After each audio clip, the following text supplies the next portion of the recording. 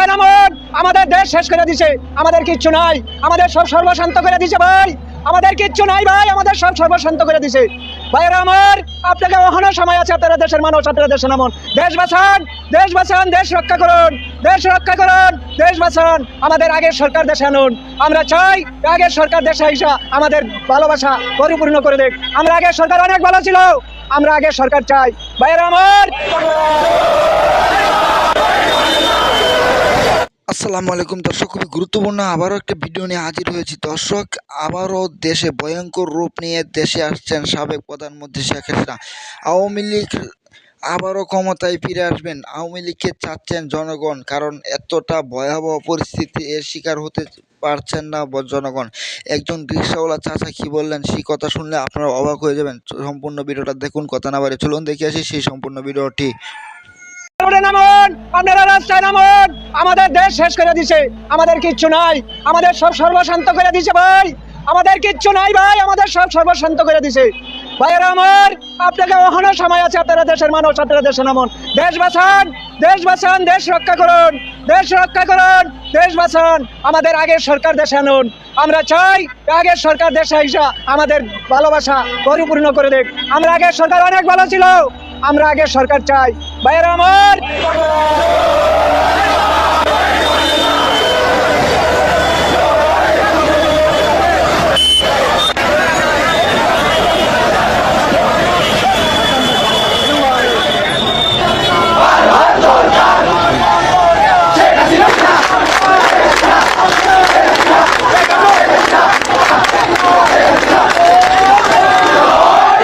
ও দেশের মানুষ জাতি বাঁচতে চায়, এনসিপি থেকে, এই মলম পার্টি থেকে, সমন্বয় থেকে বাঁচতে চায়।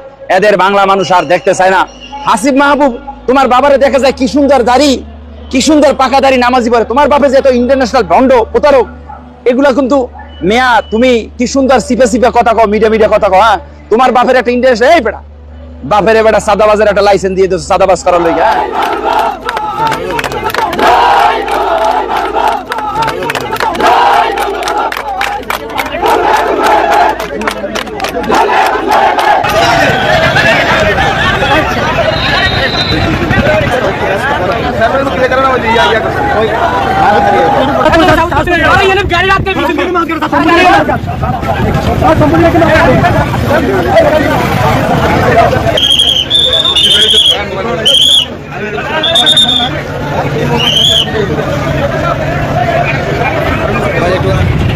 দুই পাশে চলে যান, দুই পাশে চলে যান।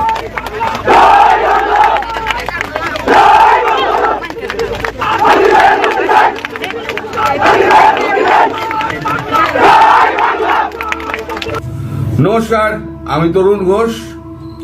একটা পোস্ট দিয়েছিলাম যে কালকে কলকাতা থেকে ফেরার পথে প্রধানমন্ত্রী নরেন্দ্র মোদী সঙ্গে শেখ হাসিনার দেখা হয়েছে বলে গুঞ্জন শোনা যাচ্ছে দিল্লিতে। কালকে কলকাতায় এসেছিলেন নরেন্দ্র মোদী, এর আগে বিহারে গেছিলেন, বিহার থেকে কলকাতায় কালকে একটা জনসভা করে তিনি দিল্লি ফেরার কথা ছিল। দিল্লিতে তিনি নাকি হিন্ডন এয়ারবেসে নামেন। হিন্ডন এয়ারবেসে সাধারণত প্রধানমন্ত্রী নামেন না, নামেন সেখানেই নাকি শেখ হাসিনার সঙ্গে তার দেখা হয়েছে এবং 15 মিনিট কথা হয়েছে চা খেতে খেতে। এই খবরটা আমি পাই আজকে সকালবেলা। খবরটা পাওয়ার পর আমি নানানভাবে এটাকে কনফার্ম করার জন্য বিভিন্ন লোকের সঙ্গে দিল্লিতে আমি যোগাযোগ করেছি। কেউই কিন্তু কোনো কথা বলছে না। এর মধ্যে একজনের কথা আমি বলতে পারি, যিনি এই মুহূর্তে সব থেকে বেশি বিতর্কিত। নাম বলবো না, আপনারা বুঝে নিন। তিনি ক্যাবিনেট র্যাঙ্কের, অথচ মন্ত্রী নন, কিন্তু সমস্ত ডিসিশনগুলো তিনি নরেন্দ্র মোদী রাজনাথ সিং, জয়শঙ্কর সবাই মিলে নেন। এই যে গোষ্ঠীটা রয়েছে এরাই মোটামুটি দেশটা চালায়, বহির্বিশ্বটা চালায়, আর আভ্যন্তরীণ দেশটা চালান হচ্ছে অমিত শাহ। দুজনে মোটামুটি আনঅফিসিয়ালি ভাগ হয়ে গিয়েছে। আমি দেশের অভ্যন্তর দেখছি, আপনারা বিদেশ দেখুন, এইরকম ভাবে একটা ভাগাভাগি হয়েছে।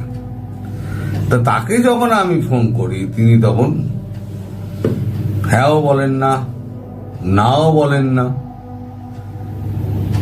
তা আমি বললাম, দেখুন সংস্কৃতে একটা কথা আছে, মৌনেন সম্মতি লক্ষণম, অর্থাৎ যে মৌন থাকে তাকে বলা হয় সম্মতি আছে।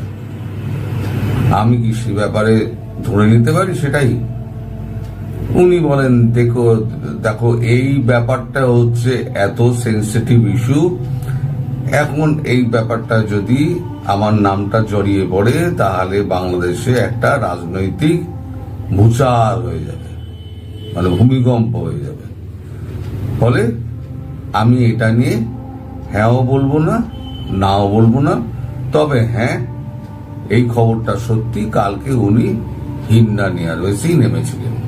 যদি কলকাতা সফর শেষে তিনি হিন্ডান এয়ারবেসে নেমে থাকেন, সেই খবরটা যদি সত্যি হয়, তাহলে যে খবরটা শোনা যাচ্ছে সেই খবরটা খুব একটা ভুল বলা যায় না। কেউ এ ব্যাপারে মুখ খুলছে না। একটা হচ্ছে শনিবার দিন আমাদের এখানে ছুটি থাকে, শনি রবি। আমলাদের ছুটি হলে তো আমলারা সব ব্যস্ত হয়ে পড়েন, সন্ধ্যের পর তারা চার পাত্র না চাপালে তারা মুখ খুলবে না।